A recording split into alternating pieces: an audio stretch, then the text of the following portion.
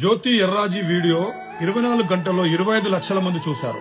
2-3 లక్షల మంది దాన్ని లైక్ చేసి కామెంట్లు చేశారు. దాంట్లో 90% ప్రజలు చెప్పిన విషయం ఏంటంటే, మీ వీడియో చూసేంత వరకు ఈ జ్యోతి ఎర్రాజీ గురించి మాకు అసలు ఎక్కడ కూడా న్యూసే రాలేదు.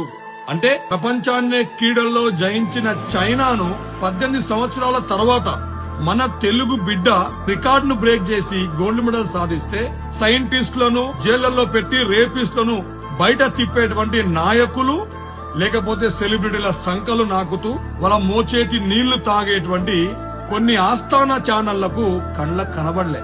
అది న్యూస్ కాదట. అది దాని గురించి ఈ దేశంలో నలుమూలలకు పంపాల్సిన అవసరం లేదట. ఎవడన్నా సెలబ్రిటీ వాని కోడి గుడ్డు చిన్నగా పెట్టింది, గుడ్డుకు ఈకలున్నాయి, ఎవడన్నా నాయకుడు వాని ఇంట్లో పెంపుడు కుక్కకు మోషన్స్ అయినాయి, దాన్ని హాస్పిటల్ తీసుకుని పోయారు, ఇలాంటి వీడియోలు వీళ్ళకు న్యూస్లు గాని మన తెలుగు బిడ్డ రికార్డు సాధిస్తే ఆమె గురించి ప్రపంచ నలుమూలలకు తెలియపరచారంట వీళ్ళు.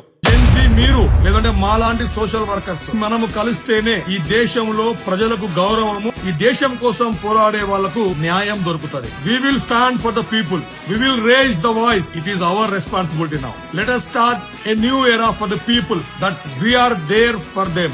ఈ వీడియోని ప్రతి ఒక్క ఆస్థాన ఛానల్ కు చేరే వరకు షేర్ చేయండి. మీ ఒపీనియన్ ఏంటో ఈ వీడియో మీద కామెంట్ లో తెలియపరచండి. జై హింద్, జై భారత్.